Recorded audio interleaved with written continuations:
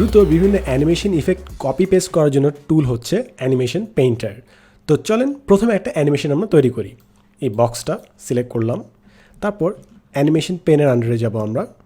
So ফার্স্টে animation ট্যাবটা select করি, তারপর একটা ইফেক্ট আমরা চুজ করি, মনে করেন ফ্লাই ইন ইফেক্টটা সিলেক্ট করলাম আমরা। অ্যানিমেশনের কাজটা আমি দ্রুত করছি কারণ মেইন কাজ হচ্ছে অ্যানিমেশন পেইন্টারের কাজটা দেখানো। তারপর মনে করেন ডান পাশে যদি যান তাহলে দেখবেন এখানে অ্যানিমেশন পেন বলে একটি অপশন আছে, সেটা সিলেক্ট করলে আপনি আরও অনেক কাস্টমাইজ করতে পারবেন অ্যানিমেশনটা। সেটা হচ্ছে অ্যানিমেশনটা। এখানে একটা ডান পাশে ট্রায়াঙ্গেল একটা আছে, সেটা টগল ডাউন করলে আমাদের আরও কাস্টমাইজেশন অপশন দিবে। সো আমি একটু কাস্টমাইজ করে ফেলি এই বক্স থেকে।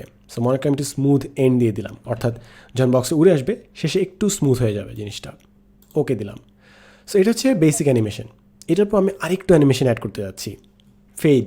সো আমি অ্যাড অ্যানিমেশন অপশনে যাব, এখানে অ্যাড অ্যানিমেশন, তারপর আমি মনে করেন ফেড অ্যানিমেশন ইফেক্টটা দিলাম, বুম।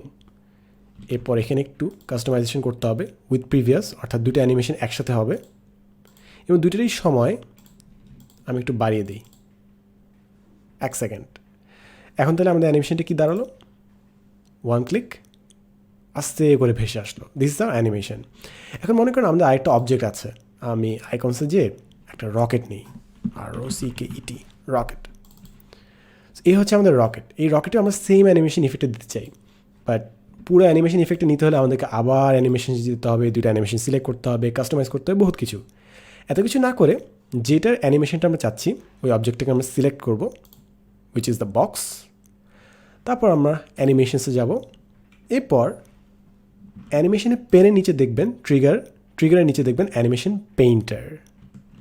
অ্যানিমেশন পেইন্টার সিলেক্ট করলাম, তারপর যে অবজেক্টে আমি আমার অ্যানিমেশন ইফেক্টগুলো কপি পেস্ট করতে চাই ওটা সিলেক্ট করব, বুম, ওটাতেও আমার অ্যানিমেশনটা চলে আসলো। As easy as that. এবং একবার জাস্ট একটা জিনিস ভালো মতো অ্যানিমেট করবেন, বাকি সব স্লাইডে সব এলিমেন্টে আপনি অ্যানিমেশনটা ইউজ করতে পারবেন। ফর এক্সাম্পল, আমি অ্যানিমেশন পেইন্টার আবার ক্লিক করলাম, পরবর্তী স্লাইডে আমি চাচ্ছি এই পাই চার্টটাতে আমার অ্যানিমেশন ইফেক্টটা থাকুক, সেটার উপর ক্লিক করলাম, বুম, আমার অ্যানিমেশনটা চলে আসলো। এখন মনে করেন আপনি বাকি 4টা জিনিসও একই অ্যানিমেশনটা দিতে চান, তাহলে অ্যানিমেশন পেইন্টারে যাবেন এবং ডাবল ক্লিক করবেন। এরপর বুম, এটাতে ইফেক্ট চলে আসলো, বুম, এটাতে ইফেক্ট চলে আসলো, বুম, এটাতে ইফেক্ট চলে আসলো, অ্যানাদার বুম, এটাতে ইফেক্টটা চলে আসলো।